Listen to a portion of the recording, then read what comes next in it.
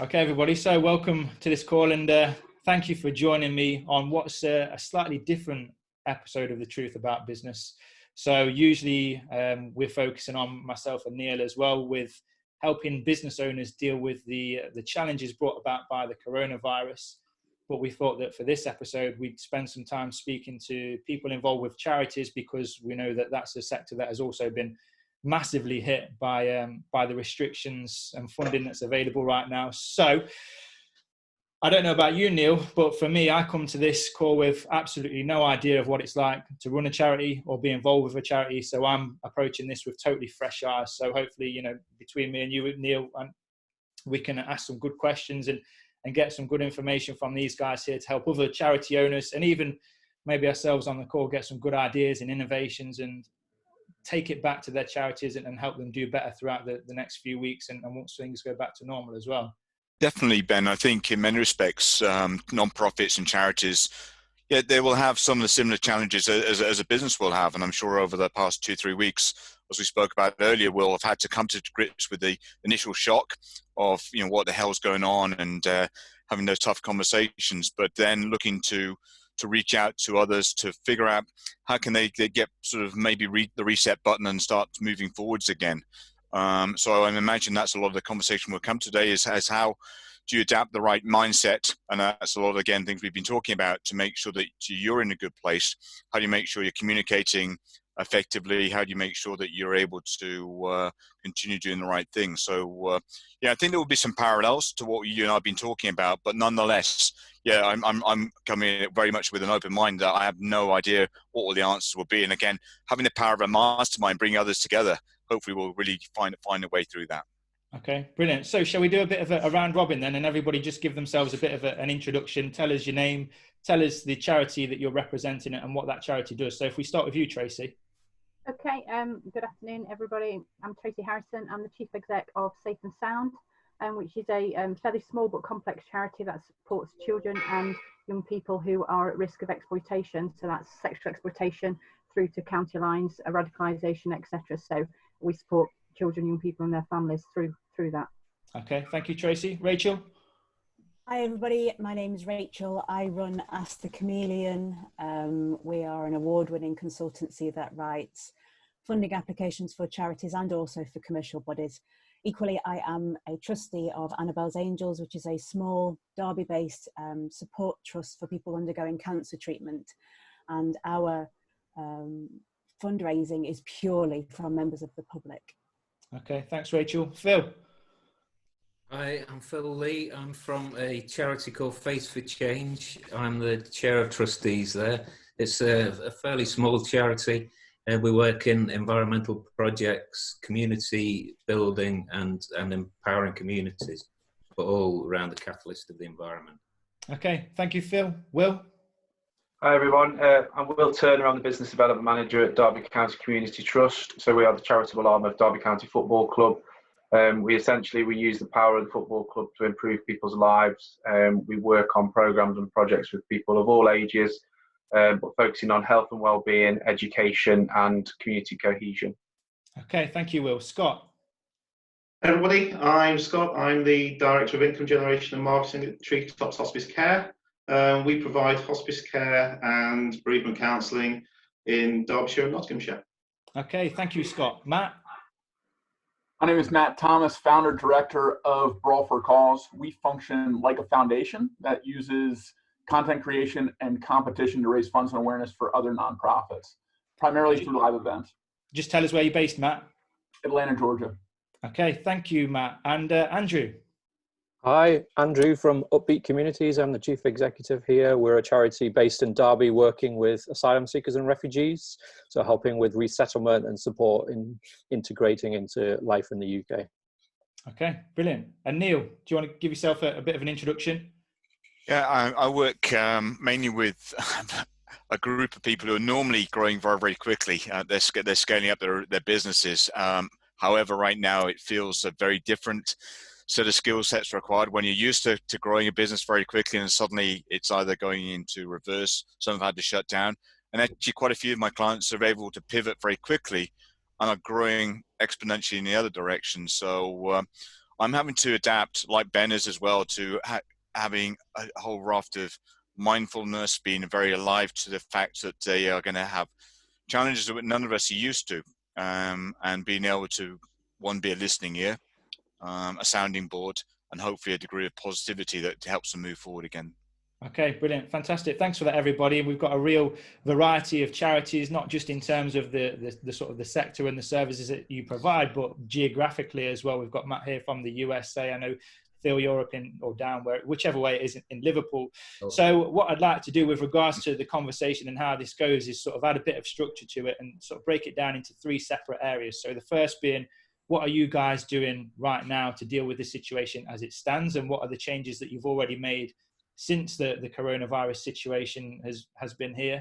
And so we'll just do it a round robin. If you'd like to share your ideas and share what you've done so far, stick your hand up and we'll just go around and speak to everybody individually. But similarly, if you guys have got questions of each other, then, you know, this is an open platform, so feel free to ask any questions that you've got. So who would like to start us off, just giving us a bit of a summary of some of the changes that you've made to help you deal with the situations that you're facing right now? I'll do it. I'll go. Go on then, we'll start with you. Okay, so I guess the biggest challenge that we've had, or the biggest change that we've had as the Community Trust, is as an organisation, we have a large amount of our staff that are based out in the field, based doing things in front of people, supporting and helping them. So obviously a significant change of moving some of those staff to remote working, having to furlough some staff, and just kind of change the culture of the way we are. Naturally, as an organisation, we're good at talking to people. People's our biggest resource. We engage people in groups and on an individual basis, but you know that's not necessarily possible at the moment. So we've tried to move what we can online, trying to stay in touch with a number of vulnerable people that we're working with. Everything from you know, young people who are at risk, or young people who are on some of our programs, right the way through to our older adults. Really interesting to see my colleagues in the health team who've been doing online bingo with some of our older people and teaching older people how to use Zoom, which has been a really interesting exercise, I think, for Luke and Sharon and the health team. So I think just adapting to try and to make the best of the situation and still be in contact with people. I suppose that the main thing that we've been trying to do is step up. So I think, you know, we're in a privileged position as a community trust because we are part of the football club as an institution in the city that's a significant institution and one that people recognise and probably look to for support. So we've just tried to play that role. I think charities, in essence, they are existing because people need them to, and potentially in times of crisis or when things aren't perhaps going to plan, the charity is often the ones that step up and step in and support people. So if ever there's a time for community trust to step up, now's the time, and we've been trying to do that. And then lastly, I'd say we've just been trying to work as closely as we can with the club itself. So the club have launched an initiative to get people support where they're needed, whether that's meals, whether that's, you know, checking in on people, whether that's ringing around people and just supporting food drop-offs, various different stuff like that. So whilst we're still trying to support people, we've had changes and adaptations that we've had to make, and it's definitely not business as usual. But at the minute, just trying to continue to support the huge number of people that are, you know, clients of ours and need our support. And if anything, they need more support more than ever now.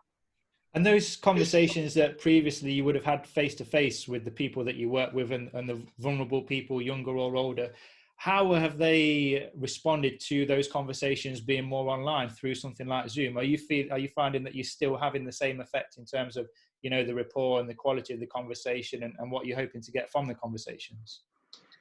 I think you can never be 100% the same as someone face to face, and just having that conversation and interaction with people. But I think on the whole, it's been really well received. So as I mentioned, our health team, we've got over 1,000 clients in our health program. Everything from people suffering from cancer, people who've lost partners, people who are perhaps isolated, right the way through to people who are just on kind of weight management programs. And I think they've really appreciated the fact that there's still someone at the end of the phone or on a Zoom just to give them a chat and see a different face and have a bit of a chat for a few minutes and, you know, half an hour or whatever it might be. So I think it's really well received, and it still shows that there's that connection and there's that support mechanism there, and they can pretty much pick the phone up 24 hours a day for a bit of a chat.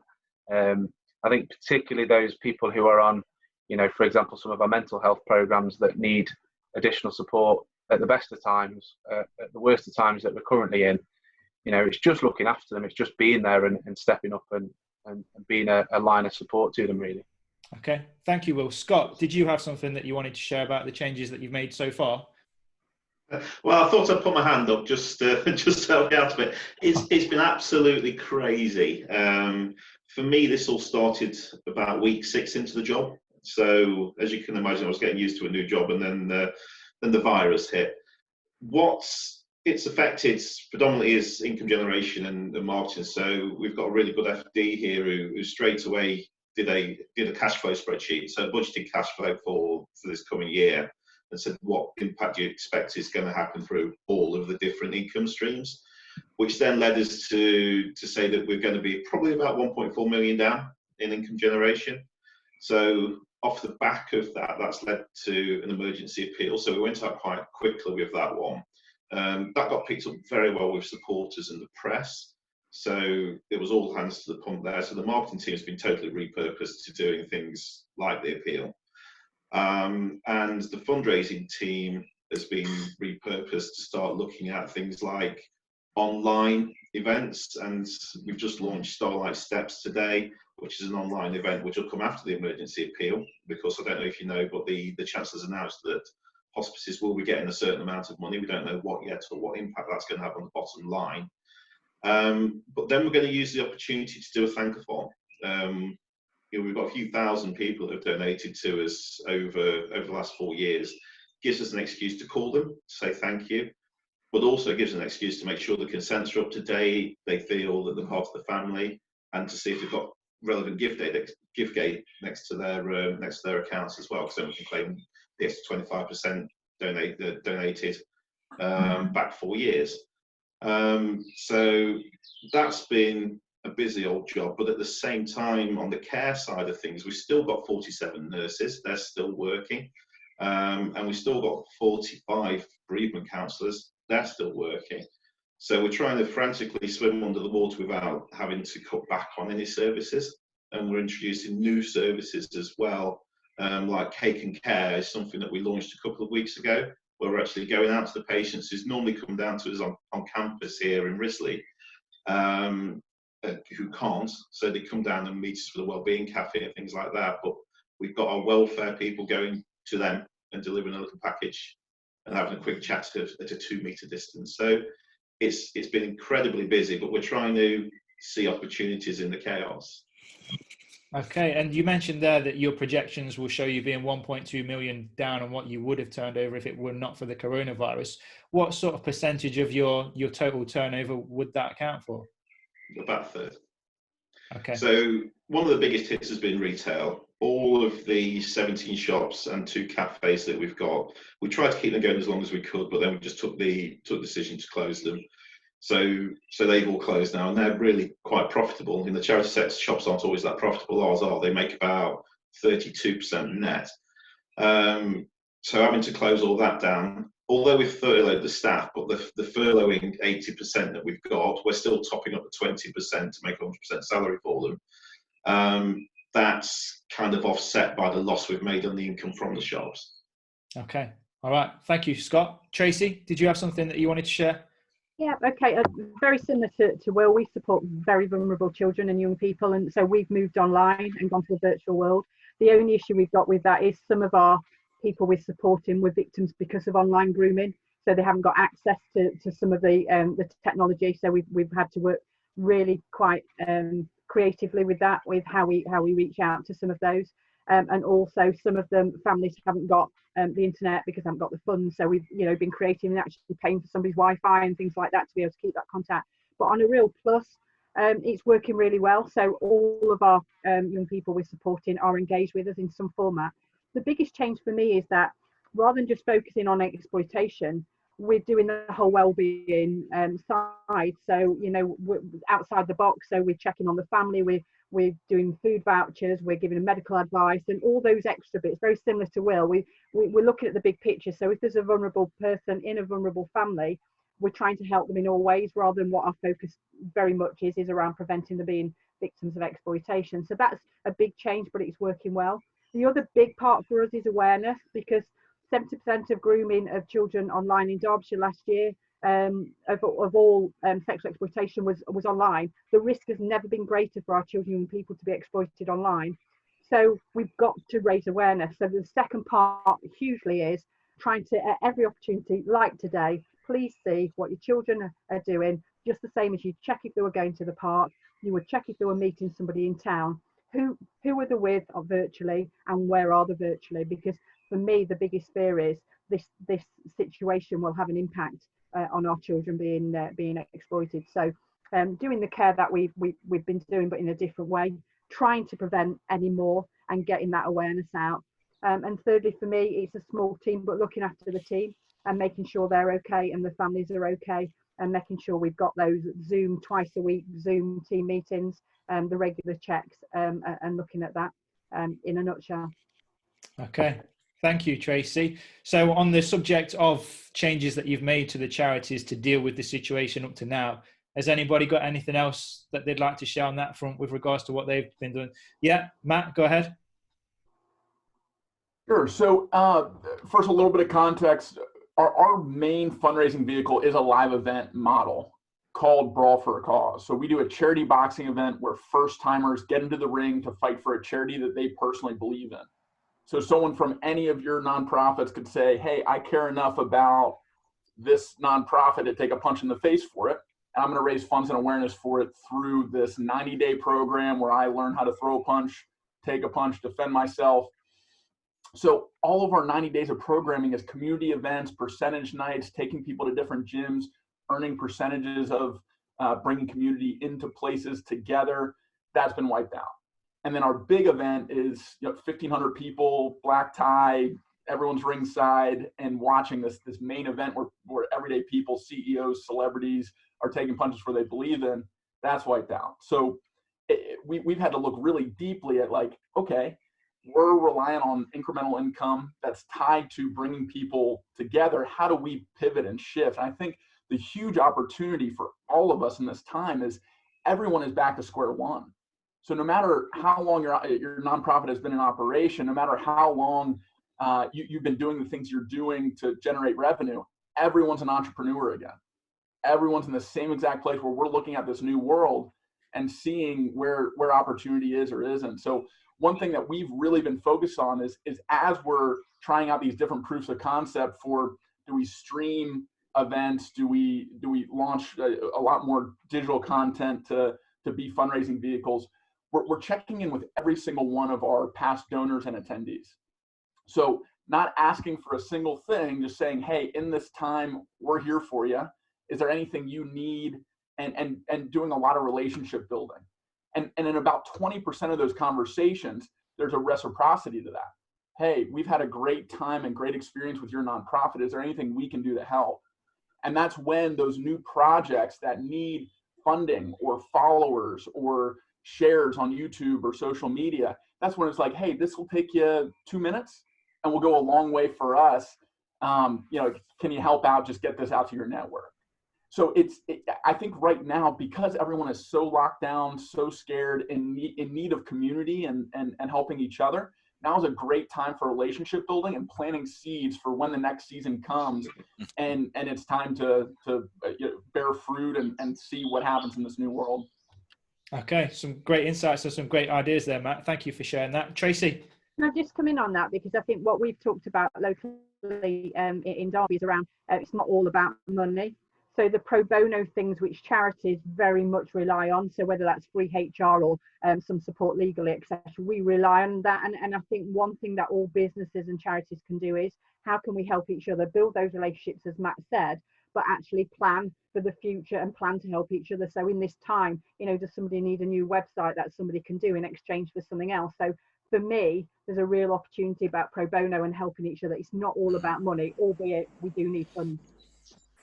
Yeah, absolutely. Phil, did you want to say something? Yeah, part of we're very similar to Will in that a lot of our work is delivery, but it's also delivery in a place. So a lot of it is community gardens and those sort of things.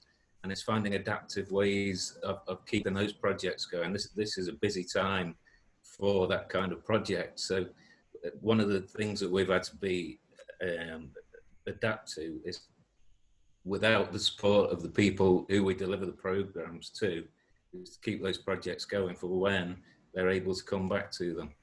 That's been quite a thing for us. Also, having to furlough certain people and deciding which people are the key people to keep those projects going. It's been a tricky time, but it's all about the adaptability and because it's such a small charity hours, we're able to be a real close-knit team. So trustees stepping in, our accountants being really key to making sure that things in the future are going to move ahead smoothly. It is tricky, but it was just Matt talking about seeds for the future. It made me think about that is actually literally what we're having to do at the moment, is to keep the projects going.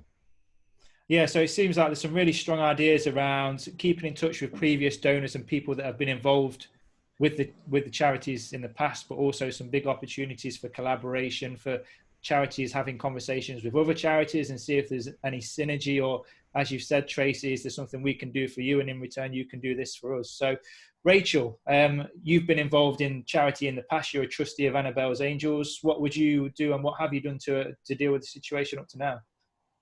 So for us, for Annabelle's Angels, we give grants out to people that are undergoing cancer treatment. So up to £300 in vouchers that they can use for clothes, petrol, food essentials, whatever it is that they need.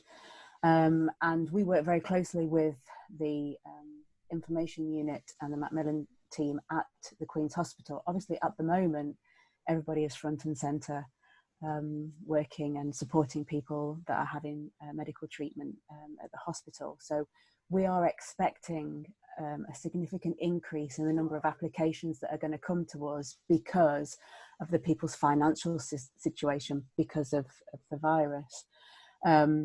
Because we are 100% donor reliant, we don't apply for application for funding from trusts and foundations. We've seen 50% of our income completely go. But equally, we're a small group of 12, and we're very mindful that our sisters and our brothers in the hospital need to be focusing on that right now. So we've taken a bit of a view that things are slightly on hold, although we are receiving applications. We're in a fortunate position that we do have some money to be able to support those applications now, hoping that when we come out of this, we will be able to come together with other organisations across the city and create larger scale events all together. So taking on board what Tracy was saying about the swapping situation, our Barbados cycling was cancelled. It would have been tomorrow. We had a choir concert arranged at Repton School. That's been cancelled. So whether we can come together with other charity and commercial companies to put on something a bit larger scale, so that we can all participate, all be in receipt of the contributions, because my worry is that we'll all go off and do individual bits and pieces, and the public will be overwhelmed and tired with that. We've struggled, to be honest, to go out to business partners and promote Annabelle's Angels because we're so mindful about what's going on with them right now. And some of them for whom we are their existing charity partners have said, they've had to put things on hold. And of course, we completely understand that. Things have been put on a hold for my trustees because we're all volunteers. We've all got other jobs, families, and those sorts of things. So it's a little bit different for us in the fact that I think our impact is coming. And it's making sure that we're in that financial position to be able to support them. We work remotely, our applications are done remotely, so that side of things is no different for us. So I'm waiting for the hospital to say, right, we've had an increase of 20% this month in people that need your support. Okay, thank you for sharing that, Rachel. And Andrew, what are some of the changes, if any, if you've made yet, to deal with the situation as it stands? Yeah, I think I would echo some of the things Will and Tracy have said about delivery going online and how that's working in some ways, being able to adapt and meet the needs of vulnerable people in a different way. Thankfully, we've been able to move a lot of our services online, which has been great. A big challenge is a lot of our work is delivered by volunteers. So obviously with the lockdown, we don't want to put volunteers at risk. So having to kind of think creatively about how we support our volunteers and also support the participants that are engaging with us, how they might have had support directly through a volunteer visit or some kind of volunteer interaction, kind of thinking through that and how we work as a staff team to address that. Okay, Neil, so from the conversation that we've had so far, is there anything that strikes you? Have you got any insights on what we've talked about up to now? I think a lot of it is what we talked about a few weeks back. We used a sort of model called the 5 C's, and I think I just reiterate some things that actually I've picked up on. I think what is absolutely imperative right now, sounds like everyone's doing, is to make sure that they're communicating very, very effectively. In fact, over communicating, and I think Zoom has suddenly come to the fore on this. Secondly, this whole thing of community support, be it people running businesses or non-profits, I think it's exactly the same. And as Matt was saying, it's so important right now just to feel like you're checking in with people and letting everyone know that you're there for them. I think that is so important, and to be able to understand how that works, and this notion that Rachel was just touching on, right, and the importance of collaboration right now. I think coming together, we're seeing this at some of the businesses who have really kind of got out of a mess. I've made the necessary calls and collaborated with sometimes people who were maybe been their competitors previously, sometimes collaborated in similar sort of fields, but coming together as one. I think to Rachel's point, right now there are some businesses that are really challenged and they're maybe not the right people, but right now there are businesses that are making a lot of money and are in really good places that might be the good people to approach, who are feeling like there's a degree of guilt that they're making a lot of money and they may want to give back in a different way. So there may be sectors that we can point to that come through that. The other thing we touched on earlier on today in our call was this notion of having a cleanup right now. Is a great time to have a spring clean in your business and think what are the things where you're wasting money right now, where are the things that aren't adding value to the charity or the non-profit, and the chance to sort of get to grips having a good spring clean around that. Obviously cash is important. We touched on that, the importance of getting the finance team to almost do the scenario planning. What's the worst case scenario, what's the sort of okay, and then what would be the scenario that if things go reasonably well around that. And then the final C is just to remain calm and considerate. And I think anyone who's in charity sector get this already. I think by default, what you do brilliantly is that you are by default considerate. You have a good duty of care for others, but being able to stay calm when everyone else around you, when you're in and probably feeling deep in down, it doesn't feel calm right now. Is being able to have that mindfulness to be able to be able to have the right breathing things and just being able to pause and think, oh, are we making the right shouts? So I think there's some amazing things that you guys are doing, and hopefully a few other tips just to sort of reinforce what you've been talking about. Okay, brilliant. Thank you. Now, I think a topic that will be at the top of most people's minds at the moment is the funding and what's available for various charities and the organisations that are out there. So thank you to Phil, who sent me a link a couple of days ago.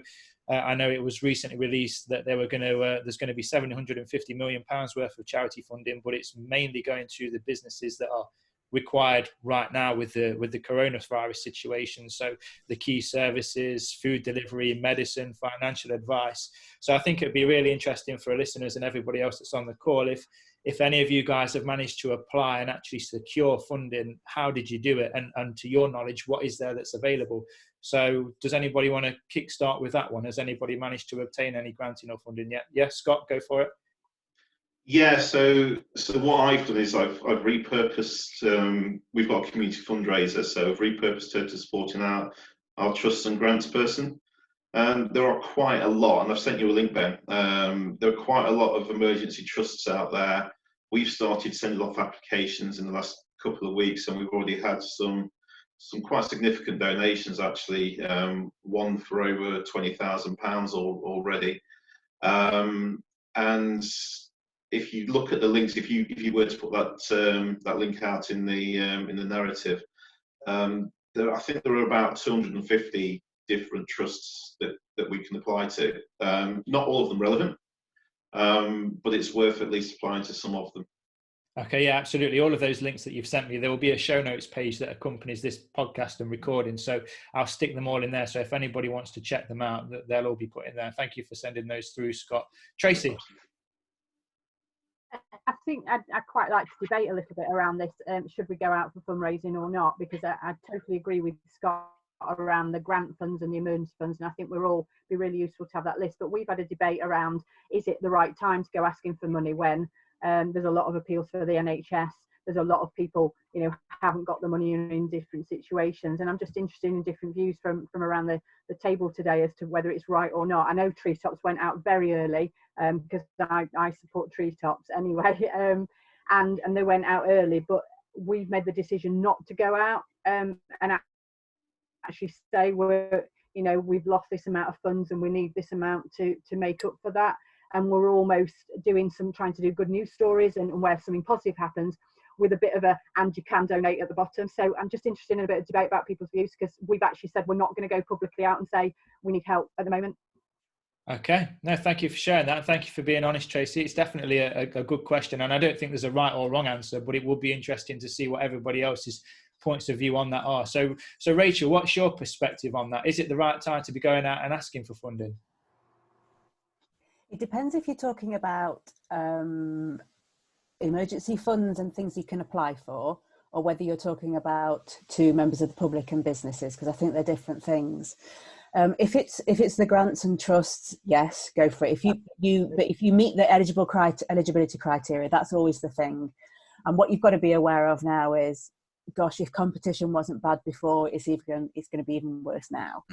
For example, Annabelle's Angels, we've applied for our very first pot of money. We haven't done that in the years that we've been established. But we've done it on the basis that we are going to have a surge in applications because of the financial impact of the virus and the pandemic. But that took a lot for us to do that, because one of our USPs is that it's local money for local people. And that's very important to us.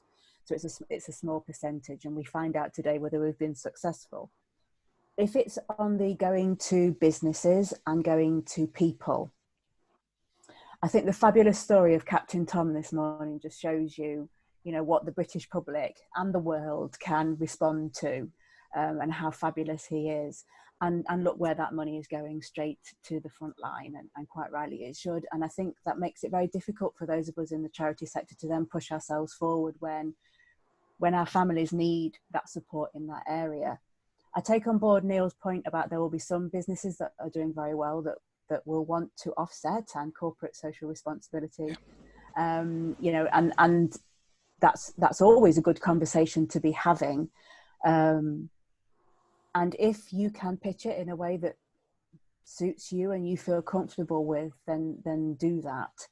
I think these are very unique decisions based on what it is that you do, who you serve, and particularly who you serve and how much they need you. Charities, we range in a whole lot of different aspects of community, from the very vulnerable who are struggling even more so right now, to other areas of the world and of life. So I think it's a unique thing, and it depends how your trustees feel about that. Okay, thank you, Rachel. Phil, what's the view that your charity has taken with regards to, is it the right time to go out and be raising funds? We rely on mainly small grants, so it's a constant process for us, really. There's some element of donations, but very small. So it's not something that we do now anyway. Okay. We do still need to keep looking for funding to keep going. That's the reality of it. Is that something that you might be looking to change moving forwards then? Is that a new area that you might be looking to generate more income from in terms of appealing to the general public? Through donation? Yeah. Yeah, we were looking at it just before this all started, but it's not something that we'll rush into. It needs to settle before we push on with that, I think. Okay. Will, how do you guys feel about going out there and raising donations right now? Similar to sort of what Tracy said, really. I think it's something that we don't. Sorry, I should say that probably about 70% of our funding is through grants and contracts anyway. So a bit on Tracy's point, a bit on Rachel's, that if we fit the criteria and we're looking to do a piece of work around something that we can impact on, then absolutely we'll still be applying to those. I think we're probably in a slightly different position. We're quite lucky as a charity because we're quite large. So in terms of at this stage, taking a little bit of a hit and just taking a step back is something I think there are, to be perfectly honest, there are emergency charities and crisis charities that are probably a little bit at the front of the queue rather than us, and that's us as an organisation, you know, holding our hands up with that. The knife edge that we're always on as well, you know, from a PR perspective, we are part of a football club. They are big organisations, big corporate beasts, and there's been a lot in the press about what footballers are doing and various different kinds of things. And, you know, I have to say that Derby County is the players and, you know, the professional side have been absolutely fantastic with the stuff that they've offered both internally to our staff, but also, you know, externally in terms of support. So I don't think it's something that we're going out with to say a huge fundraising push at this time. But we are using it to kind of take stock and review our fundraising strategy in terms of what we would be ready to hit the ground running with when things do get a bit smoother. So it's a bit more of a kind of a coordinated approach, I suppose. I think, again, one of the things that we're trying to do is almost retain our current fundraising things that we have going on. So one of the big things that impacted locally on us is we had to postpone the Derby 10K. So that's our biggest fundraiser of the year, sort of 5,000 to 6,000 people pounding the streets of Derby in every April. That obviously hasn't been able to happen. We've managed to push that back to later in the year with a date to be announced very soon. So we've managed to retain that as an event. We know that some of that income might tail off, but also it might be an opportunity where people who couldn't do it in April can now do it in October. So there's kind of, I suppose, opportunities that come with every threat that we're trying to work through. Likewise with our Kenya fundraiser, you know, still looking at travel situations, insurance, what's going on with that. Usually go to Kenya and fundraise every May. Whether that can still happen and still take place is still kind of under discussion. So it's just, for us, it's not an aggressive fundraising strategy at this stage. It's looking at, you know, biding our time, keeping our powder dry, and when can we do it. But I'd also say as well that the opportunity comes that I think Rachel made the point earlier about collectively coming together as charities and opportunities to do that. And certainly the Derby 10K does that because lots of charities enter people into that to raise money for themselves, which is fantastic. You know, our donation comes through the entry fee, if you like. It's great if people do want to fundraise for us at the same time, but we're very aware that there's hundreds of charities doing fantastic work that do that as well. And I do think there's an opportunity with fundraising to do something collectively and look at something a bit later in the year or maybe into next year, where once we come out of this crisis, we're all going to want to be outside and in and get out of Zoom meetings and out of our bedrooms and kitchens. And I think there's a fantastic opportunity for fundraising to run alongside an opportunity for a bit of morale boosting in the community and out there, and an excuse to just get out and do something. And if at the same time we can raise a bit of money for a few local charities, then I'm sure that's something we as the Trust would support. And I think maybe it's worth something that, you know, wider charities could try and get involved with. What the exact answer is to that, I'm not 100% sure, but I think there's an opportunity there. Definitely. Matt, how are you finding it in the USA? What's your views on going out there and generating donations and getting money coming in from the general public? Sure. So 2 quick points here. The first one is USA specific. I'll be brief on that. The second one I'll go into a little bit more depth on because I think it can apply to everyone. So first, to Rachel's point and others, there is low-hanging fruit out there for everyone in the United States. There's specifically 2 government-funded programs. One is EIDL. Just type in IRS EIDL, and you can receive up to $10,000 just for filling out a form that takes about 5 minutes. So you need 12 trailing months of finances, fill out the form, get it in as soon as possible. The second one is much larger. It's PPP, so it's Paycheck Protection Plan, and that will cover 2.5 months of payroll. So that can be significant depending on how big your payroll is. I would recommend using an accounting firm for, especially since the government will cover the fees for the accounting firm. So no cost to a nonprofit, something to again, prioritize at the top of a list because it's low-hanging fruit and it's money from the government that is forgivable loans. So a roundabout way of saying grants. So two things to do immediately if you're in the United States, go ahead and knock those out. The second thing, and something that is more specific to your question about public fundraising, is it's going to be very hard to generate new business while there's this air of fear out there. People are saving money. They aren't necessarily looking for new ways to give back as a general rule. That being said, there are people, and I think Neale brought this up a little bit earlier, there are people that have businesses that are doing very well. And if anyone in your existing donor base falls into that category, those are the people to be talking to. We had a big donor give us a bridge loan for 3 months of our overhead. And there's no interest on that loan. And he said it can be forgivable. So we fully intend on using it and being able to pay him back. But people will generally be open and understanding during this time to keep you afloat, not have you feeling stressed about how am I going to pay my people, how am I going to keep our regular charitable activities going. So that relationship building point is reinforcement there. And to piggyback on that, if anyone is familiar with the charity water model, where 100% of public donations go to their charitable impact, the way that they're able to do that is they have two systems set up. One is called the well and one is called the spring. So one of those is a quantity approach where individual small donors can sign up for monthly recurring donations that go directly to supporting the nonprofit's overhead. So it doesn't go to building wells in Africa. It goes to keeping the lights on, paying the salaries, and there are perks and benefits to being a part of that club. And the other one is high net worth individuals that give annual donations with a 3-year minimum.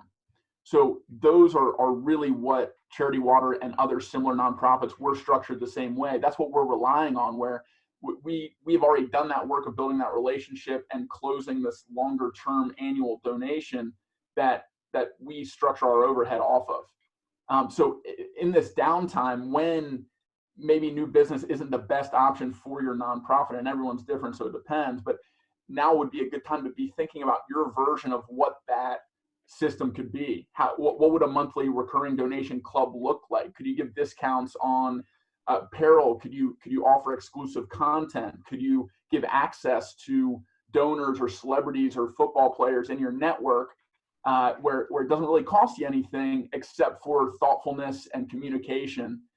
So how can you build some sort of club and community in this time when everyone's seeking community and maybe doesn't have a lot to give, but can give time and their thoughtfulness in their network? Yes. Yeah, thank you, Matt. Great ideas. A bit like the Dollar Shave Club. You sign up, you get your monthly subscription, and you get your raises every month. That's a good idea. Thank you for that. Andrew, what's your thoughts at these times in terms of going out there and fundraising, particularly from the public? Yeah, we felt a little uncomfortable, echoing what's been said already. I think we're feeling confident that our regular donors are going to stay with us. We want to keep communicating well to them and talking how much their donations are having an impact. We're kind of expecting our kind of one-off donations from perhaps people who haven't given before to drop off. So we've budgeted that we're not going to get that. But I think one thing to kind of talk about is opportunities that are being presented nationally. So there's this 2.6 challenge that's been launched for the 26th of April, which is about supporting all charities. So it's an opportunity for all charities to get involved in this mass participation events, getting people to get sponsorship for their specific charity. So I feel, and as a charity, we'd feel much more comfortable being part of that alongside other charities in it together, kind of not feeling too awkward about making that ask.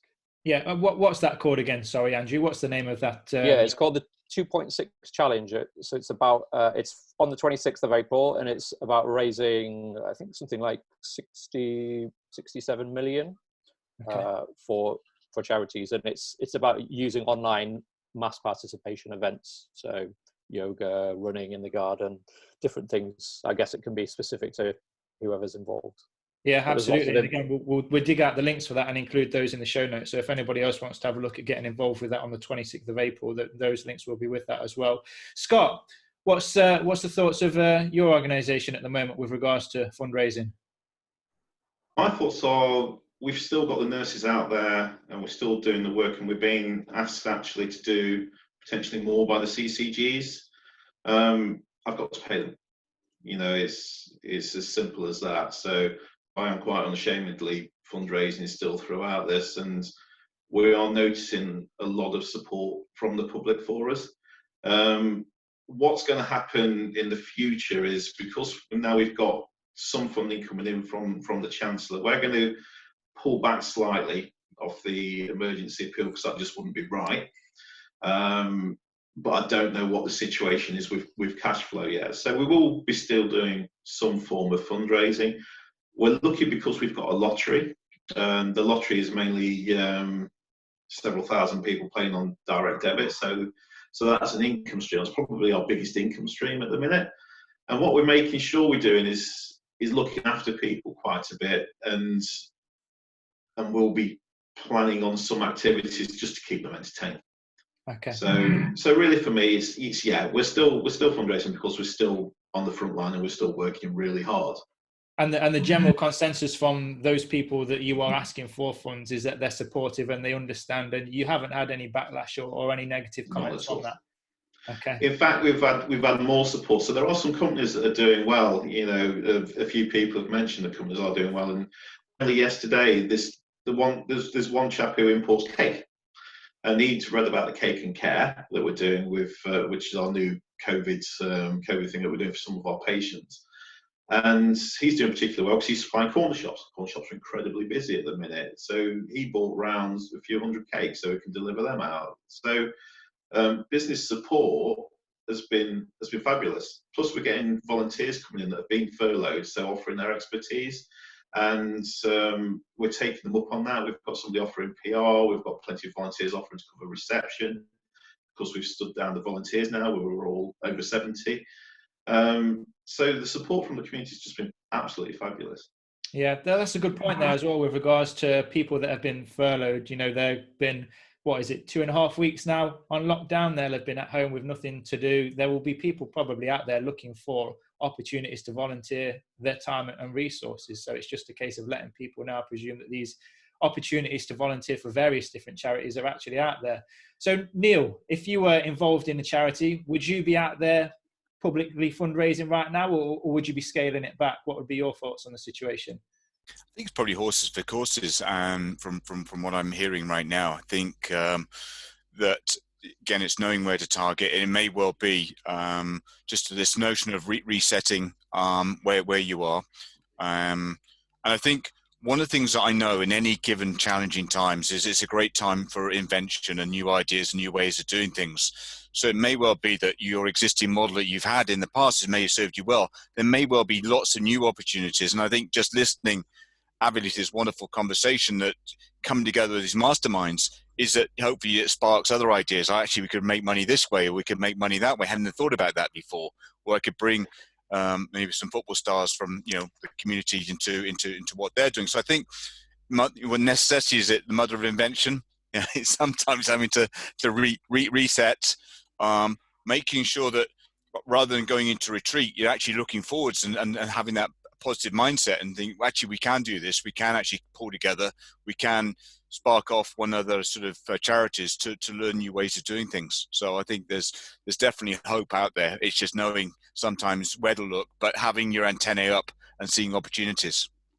Okay, thank you, Neale. Now, particularly for me, if I was involved in a charity, there's a couple of questions that would be in my mind at the moment. And the first one being, if I want to keep up to date with regards to the funds and the granting that's being made available, is there a specific place that charity owners should be looking? Is there a website URL? Is there a, how can people who are just so busy trying to keep the charities going at the moment, they haven't really had a chance to keep up to date with what is available? Where should they be looking for the latest information on that? Go on, Phil. The Charity Commission website, that you can keep getting updates on there. So that reflects anything that's on the government websites. So that's the Charity Commission website? Yeah. Okay. Andrew?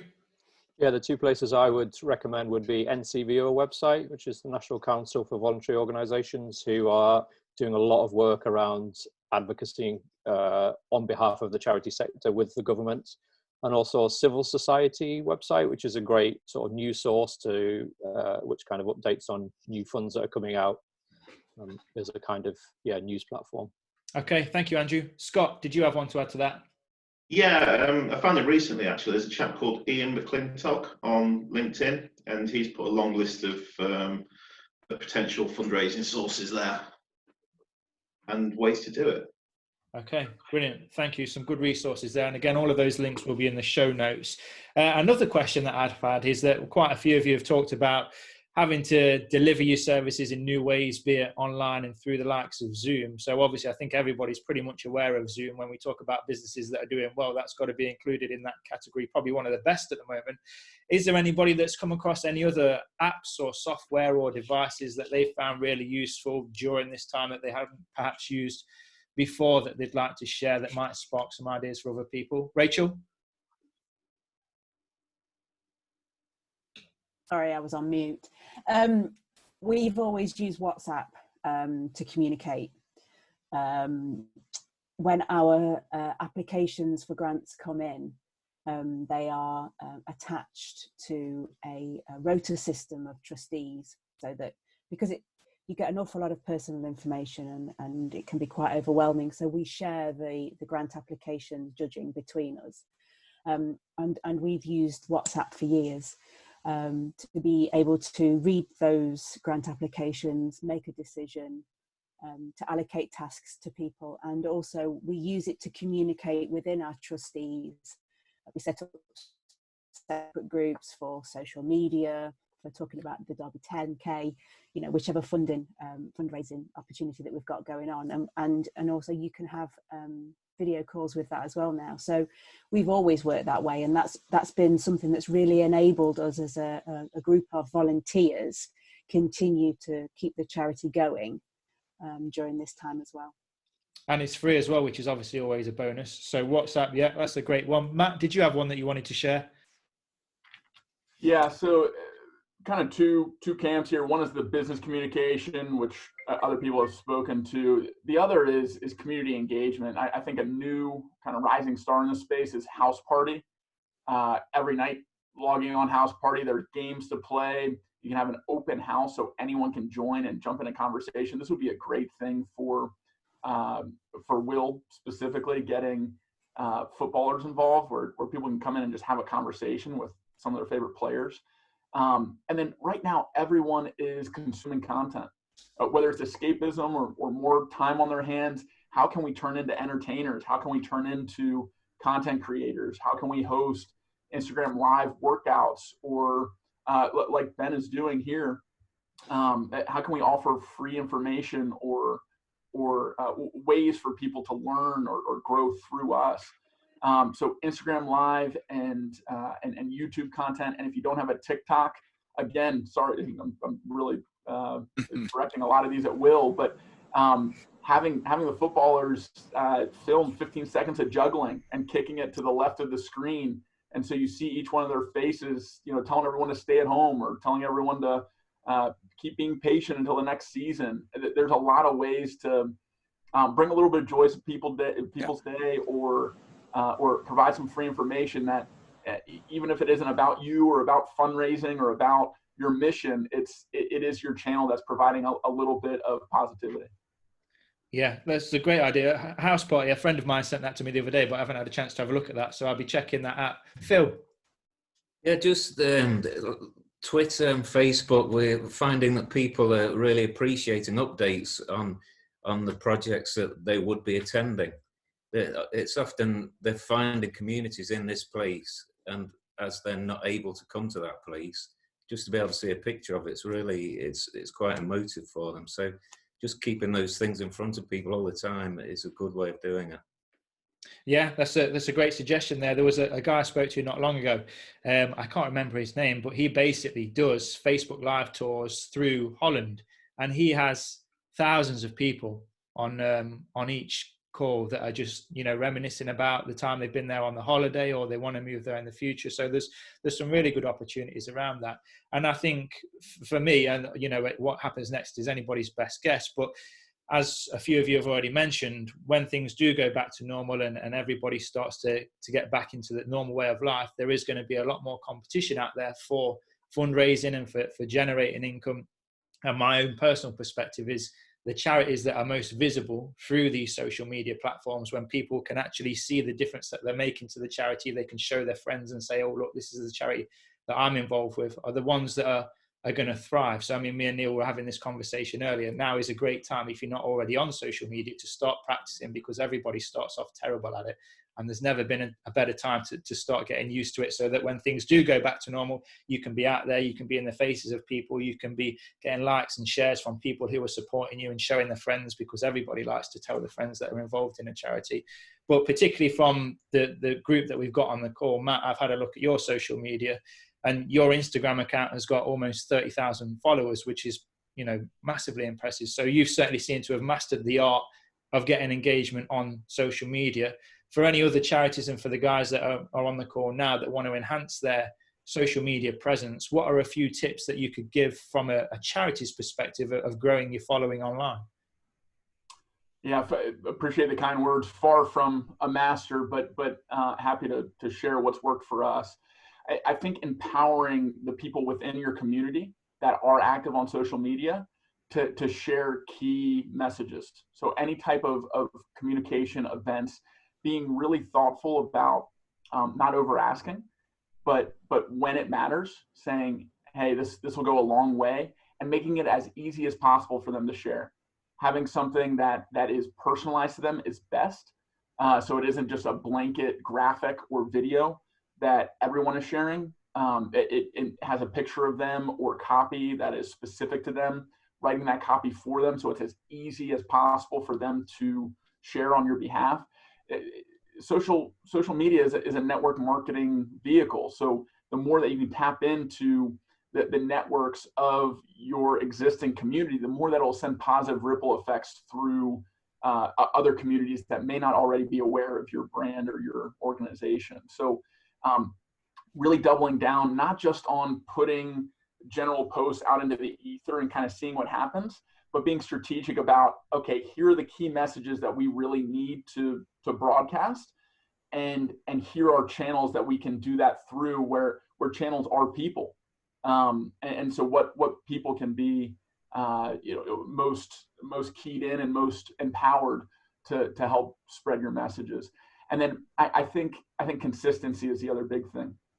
If you're starting now, getting consistent with if I'm going to post every day or every other day, if I'm going to have daily stories or a weekly Instagram live stream, just announcing that, hey, this is what I'm going to do, and then following through with actually doing it will build trust with your audience. It'll keep people coming back, keep people engaging. And then the last thing I'll say is the way that these algorithms work is based off of engagement. So letting people know ahead of time, I'm going to be posting around 3 o'clock today, and a comment would go a long way in the first 15 minutes. I'll send you a reminder, but if you could tag 2 or 3 people that you think would benefit from this message, it would mean a lot. And sending kind of having like copy paste messages, but sending that out to people in your network, on your volunteer teams, that can go a long way in helping your post reach a wider organic audience, where you aren't putting paid ads behind a post. You're just getting access to people that already trust people that are commenting or helping share what you're doing. Okay, some fantastic tips there, Matt. Thank you for sharing those with us. So has anybody else that got anything that they'd like to share on that side of things on the social media? Has anybody tried things that they've seen have really worked in the past, Scott? Yeah, let's not forget that charities can get for free Facebook Workplace, which basically takes the engine from Facebook and puts it within your organization. So where dabbling with that at the minute. We're still on WhatsApp, especially for the nurses, so they're using WhatsApp as a kind of peer support. But Facebook Workplace adds another layer into that. What we're using more, because it was already installed, and I think we all know that Charities get a very good deal from Microsoft. So we've been using Microsoft Teams quite a lot, which is really good for document sharing and collaboration, as well as the video messaging, and it integrates very well with Outlook, which I tend to live on personally. So those two platforms, along with things like WhatsApp, are really good for us. Okay, brilliant. Have you got any technology or software that you've seen working with your clients that you think might cross over nicely to the charity sector? Neil, can you hear me? Sorry, yeah, I can. Oh, sorry. Sorry. From the clients that you work with on the business side of things, have you seen any that are particularly popular on that side that you think might cross over well that we haven't talked about already? No, I think it's mainly been covered off. I've only just literally come to terms with like Microsoft Teams, and I've been using Zoom a lot. I think there's going to be more that will come out. There are new innovations coming out the whole time that's going to make it easier to do that. And I think that's just picking up on Matt's point. I think right now, for everyone to think about, how can you make it easy for people to connect with you? How can you make it easy for people to donate to you? How can you make it easy for people to be engaged with you? Is exactly the same message that we're sending out to entrepreneurs right now, removing barriers and things that make it difficult, and just having that spirit. Again, engagement is such an important thing right now. And I think genuinely, and going back to the point I made earlier on, that the people who are doing well at the moment will have a duty of sort of a moral duty of to want to give back in some way to do that. So making it easy for them to understand how they can do that, because for a lot of them, they probably don't know how to do it. They don't know where they can go to in the community. So maybe that's something we can think about around Derby, is as a build on this conversation, is how do we make it easier for people who are doing well to be signposted to where they can make a difference. Okay, brilliant. Thank you. So up to now, we've talked about the changes that you've made in your charities and your not-for-profits. Up to now, we've talked about some of the things that you might be doing over the next few weeks, but I'd like to just share a little bit of information and talk about how do you see things going once the lockdown is over and the restrictions are lifted. Do you see yourselves making any dramatic changes to the way that you work? Are you going to be introducing any new income streams? Are you looking at new opportunities that you perhaps haven't looked at before, without giving any trade secrets away or insider information that you would prefer not to share? But does anybody have anything that they'd like to share on that front? So how different is your organisation going to be post-lockdown to how it was pre-lockdown? Tracy? Yeah, I'll start.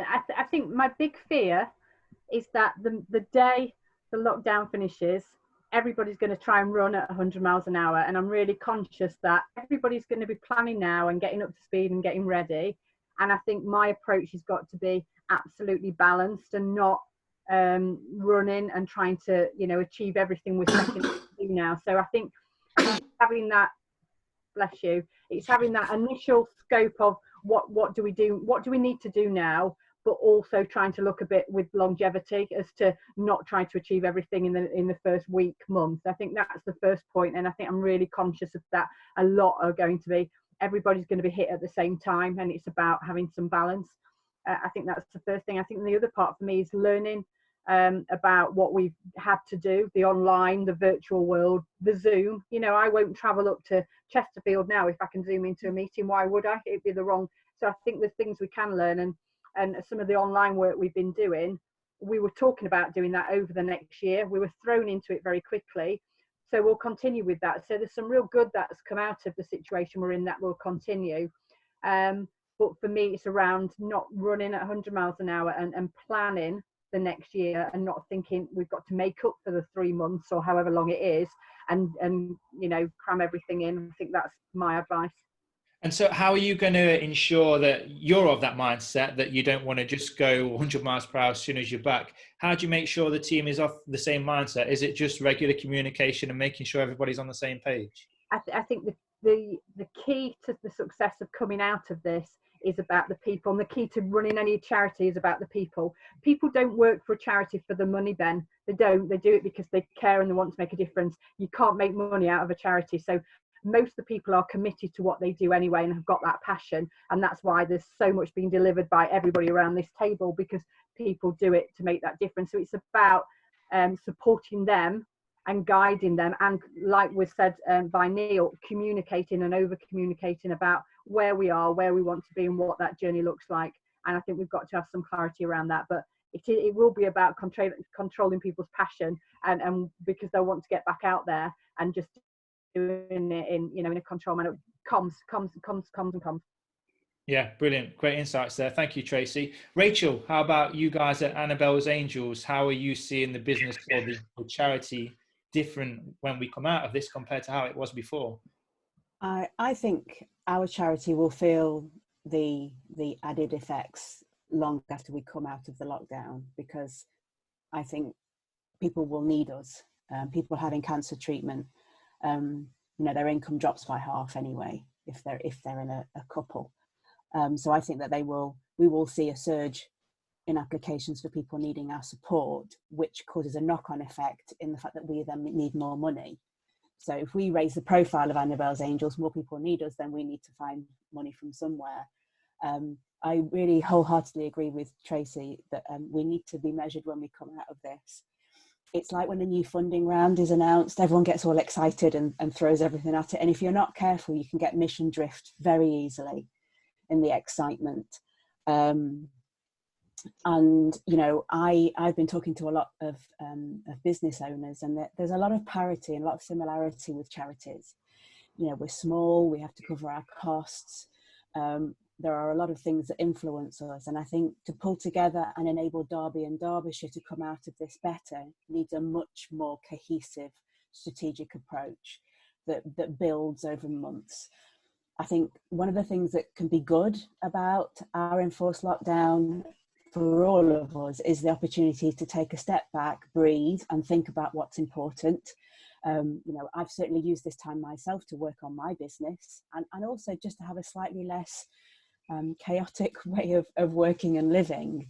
And, you know, when I worked in the charity sector, we were always at full pelt all the time. So this is a great opportunity to sit down, bring trustees closer, work together. Where do we want to be? What's important to us? And what has this enforced lockdown enabled us to do that we've wanted to do for a long time? The things that we haven't been able to do, are they as important because we're managing, or are we managing? And look at it as an opportunity to really refresh that. And to not get too excited when the lockdown is released. I think as humans we'll be that desperate to actually see each other face to face. That you know, that will take precedent for a while. But the one thing that I've always known and always experienced about the charity sector is our ability to work with each other. You know, the competition from the money, you know, puts us head to head with each other a lot of the times. But when the going gets really tough, we are there to support each other. And I'd like to see more of that with the business community, actually, because we share a lot of similarities. And I think that would be very exciting. You know, let's look at this as an opportunity to create something really good. Okay, brilliant. Thank you, Rachel. Phil, what do you see the main differences at Faith for Change pre-lockdown and post-lockdown, if any? For a small charity, there's going to be an issue of building up reserves again. This kind of thing, especially at the scale it's at, eats into your reserves. As Tracy and Rachel were saying, though, it's got to be done in a steady way. Otherwise, there's going to be burnout. People are just going to be working so hard, chasing the money, trying to keep things on the road. So, at Face for Change, we've got such a great team. They're an amazing team. They'll do anything for the charity. As I think it was Tracy said, people don't do it for the money. They really don't. And when the letter went out to say that some of them had to be furloughed, everybody just accepted it. There was, you know, there was no kickback or anything. They're a fantastic team, but we need to do it in a managed and a reasonable way so that everybody's moving forwards at the same pace. it's not going to be an easy thing. You're going to be climbing out of a hole, I think. It depends how long it goes on for. But for small charities, it is going to be a difficult time. So, yeah, just keeping an eye on people, bringing the trustees in, as has already been said, making sure that they're supporting as well. So we've got all the support that the whole team can give. It's going to be an important thing. And then finding those funding pots and working together with other charities. We really do work in partnership with local charities. Where we can give support, we will, and where we can accept support, we will as well. It's going to be important. Okay. Will, how about for you guys? Are you going to see any changes from how you were before to in a few weeks' time? I don't think we'll see huge changes in terms of what we're doing. I think, echoing what other people have said, it's about sticking to our guns in terms of what we do and why we exist. You know, it's very easy in times like this to want to kind of change the world and save the world, but no one charity on their own is going to do that. You know, we're all experts in our own bit that fits a bigger jigsaw. So, you know, it's not for, I don't think it's the time for trying to chase money or chase new opportunities all over the place that might be to the detriment of what you're already doing currently. I think what we're looking at potentially doing, certainly for conversations in the senior management team, is just, you know, someone mentioned about the climbing out of a hole, is actually using that as, it might be back to normal to the outside world, but, you know, let's have an away day, let's have some time away from the business still, just to kind of take that stock and getting people back to normal. You know, if you have a sports injury, to use an analogy that we're doing, you don't go straight back into a, you know, full 100% game or whatever it is. It's about getting back up to speed slowly and just, you know, reassessing what the damage is, I suppose, to not just financially, but, you know, what has changed, and everyone will have different perspectives on that. You know, we've got quite a large team. We've got lots of different departments that at the best of time is the challenge is to get them to work across ways. So coming out of this, you know, they're all going to have taken different perspectives on it and various different things, and we don't want people running away doing, you know, pet and pilot projects on their own. So I think it very much will be about sticking to our guns, you know, using our business plan, using a strategy, remaining focused on that to look at, you know, what we want to prioritize and what we want to do. I think in terms of operationally, in positive ways, you know, the technology bit is something that perhaps we've not been fantastic at, but I think we've all learned very quickly, as people have mentioned. But I also think some of our clients and participants have learned that as well. So, you know, is there any harm in still having a weekly Zoom meeting with all of our people on our over 65 program, for example? There probably isn't. So if people want to dial into that, they still can. So I think there's just little things that will, you know, operationally will pick up, but very much just a strategic level. It's just not, you know, it's not about going out and trying to change absolutely everything and like Tracy said, run at 100 mile an hour and try and fix everything in one day. The impact of this is going to be, you know, months and well into next year, but, you know, slow and steady, we will get back to normal, and hopefully we can all step up and help each other. Okay, thank you, Will. Scott, how is it going to change for you, if anything? Quite a lot, substantially. Clinically, I think we're already seeing it now. There's a lot more bereavement, and there's a lot more trauma with the bereavement that we're noticing. So we're starting to get calls now for more complex support. I think after this, then we'll notice that there's quite a lot more pressure on our counselling services. There'll potentially be more pressure on the hospice at home nurses as well. So we're already making almost a rapid reaction team that can go and see more people. So from that side of things, it's Phil, who's the director of care, has almost remodeled the care output. So that's a huge change for us. On my side of things, with income generation and marketing, obviously I was new into the job anyway, so I was going to make some changes because there were some things that needed addressing relatively quickly. That's still going to be the case because there's things that we weren't doing as well as we possibly could do. So we'll be looking more at supporting care and building the relationships with supporters a lot more. In fact, just before all this happened, I'd already put in someone to be in charge of supporter relationships. I think it's important that we look after the people that look after us. So yeah, there will be some remodeling. We'll be using technology a lot more and better. Things like social media. We've already noticed now that we're a little bit behind the drag on social media. Can't claim to be anywhere near 30,000 followers. Yeah. I think there's a lot to harness there, and there's a lot of goodwill on social media. I think what's happened in the media with PR, so we've still got the traditional old model of PR person writes press releases and sends it to the media.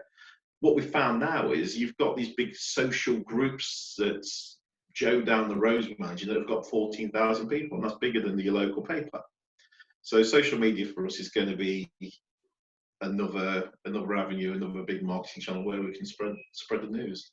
Okay, great. Thank you, Scott. Matt, how are things going to change for you at Brawl for a Cause? Yeah, substantially. So the way that we're looking at this is through the lens of a worst case scenario, which is we're looking at consumer behavior and donor behavior right now, and making the bet that even when the veil is lifted and the restrictions are no longer in place, there's going to be a gradual comeback. It's not going to be like gates are open and everyone's okay being around each other again suddenly. It's going to be a slow drip and steady ramp up to events being a reasonable idea or investment.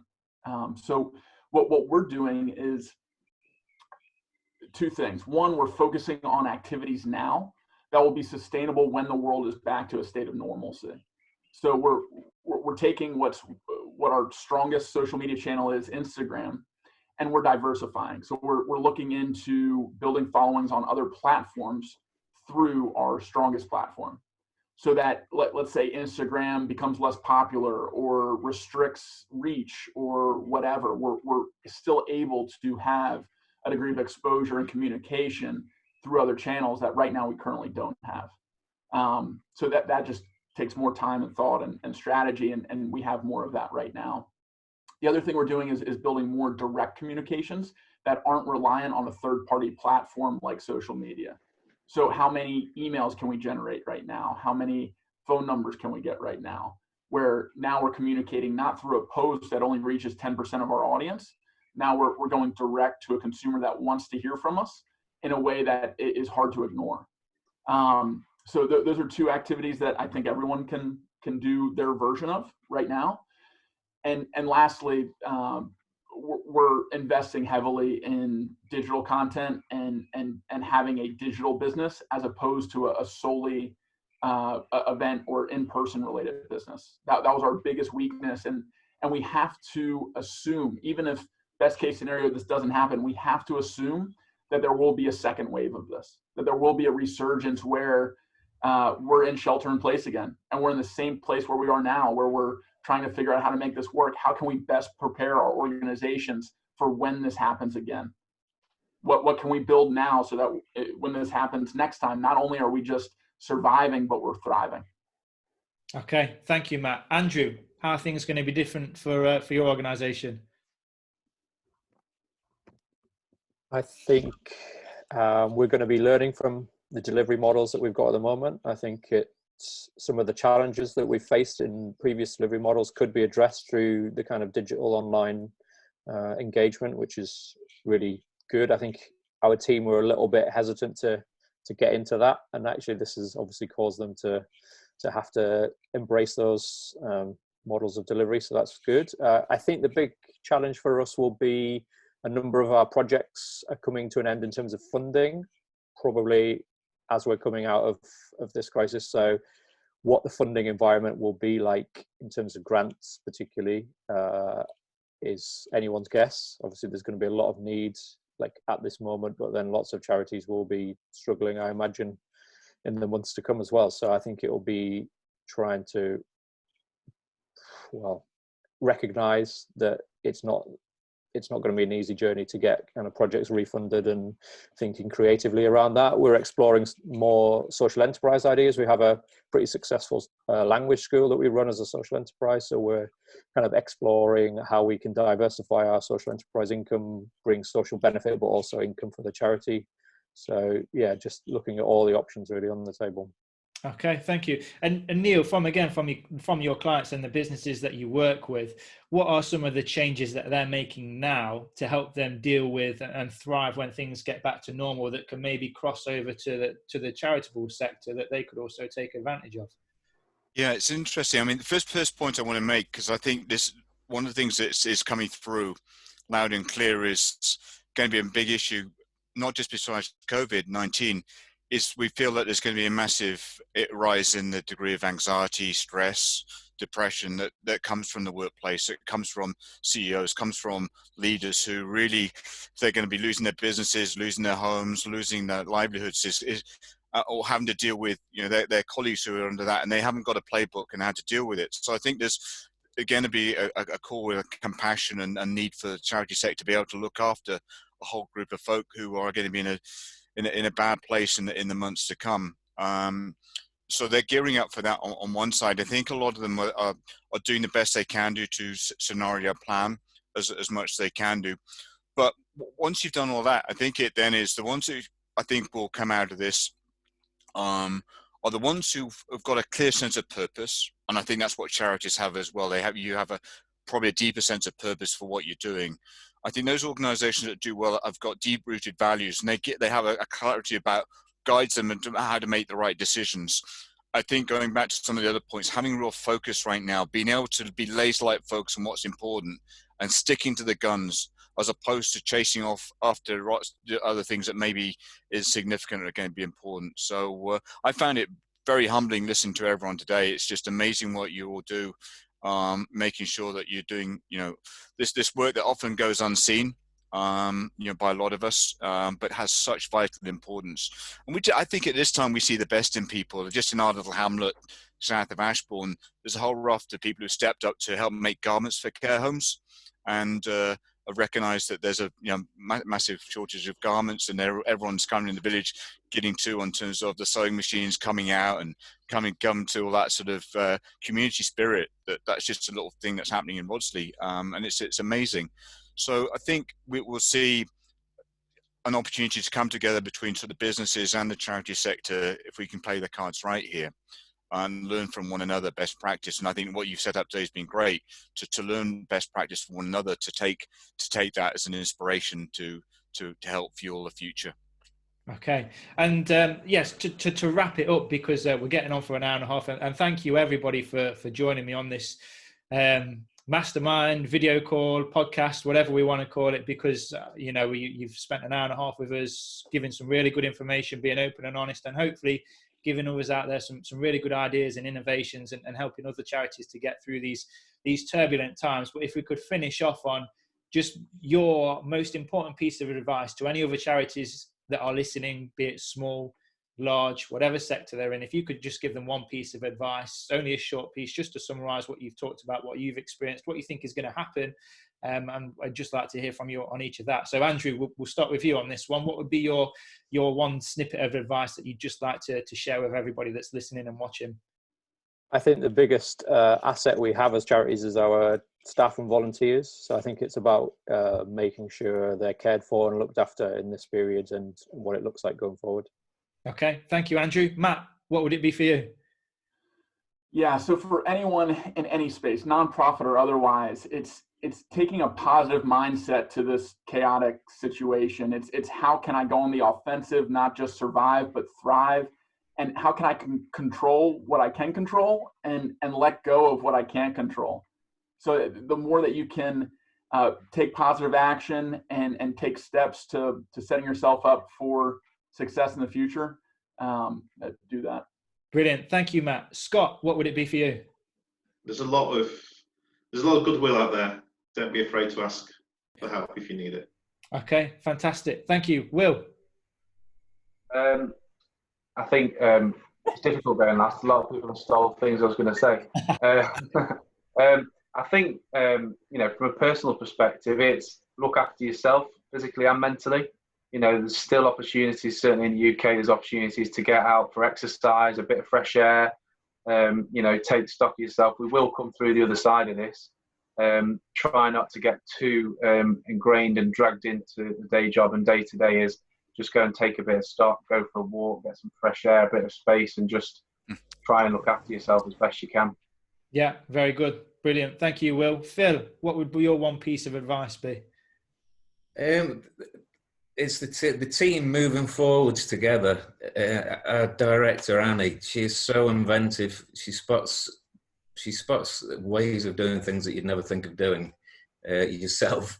But with the team behind her just working towards a positive outcome, and like's already been said, keep your eye on the ball, and that sense of purpose and focus. We were doing a thing before this happened, and we need to do that thing again after this happened. Okay, brilliant. Thank you, Phil. Rachel, what would yours be? Well, initially I was going to say ask for help, but Scott's pinched that one and beat me to it. Mine would be to stay true to your mission, and spend this time well, to plan for a measured rollout to the future. Okay, brilliant. Thank you, Rachel. And last, but by certainly no means least, sorry, getting tongue-tied now. Tracy, what would your one piece of advice to other charities and people involved with charities be, and non-profits? I've got two. So sorry. First one is to reflect. We often think about when things haven't gone well. Reflect on the difference you make every day and what you've done to change people's lives. So positive reflection. And the second one is smile and laugh and giggle and tell jokes and be happy and smile. All right, brilliant. Some absolutely amazing insights and pieces of advice there. So we'll wrap it up there, everybody. Thank you so much for joining me on this call. I've learned so much. Like I said, I came into this having absolutely no idea of what it's like being in a charity right now. I had a very good guess, but I also had absolutely no idea how this call was going to go. But you've all been absolutely fantastic, and you've shared some amazing insights. And I hope everybody that's listening has taken away some really good stuff. There's been a lot shared, but certainly some of the key themes that I've picked up on are communication, whether it's with your teams or your donors or your people that support your business. It's collaboration. So look for ways that you can collaborate with other charities out there right now, and collaborate with businesses and really build some strong bonds and spot some new opportunities that might not have been visible before. And as many of you have said, just keep a positive mindset, because there are good things that are out there. As bad as it feels right now and as devastating as it is for some people, I'm sure many of us will reflect and realize that we made some good of this. So thank you to all of you. Amazing to see the work that you're all doing, and thank you for all the work that you guys do. And I will send you the links and everything. So if you want to share this on your own social media platforms, you're more than welcome to. Thanks for joining us, and all the best to all of you. I hope to see you all on the other side. Keep going, keep doing what you do. You're all doing an amazing job, and I'll see you soon. Well done, Ben. Cheers, Ben. Thanks, everyone.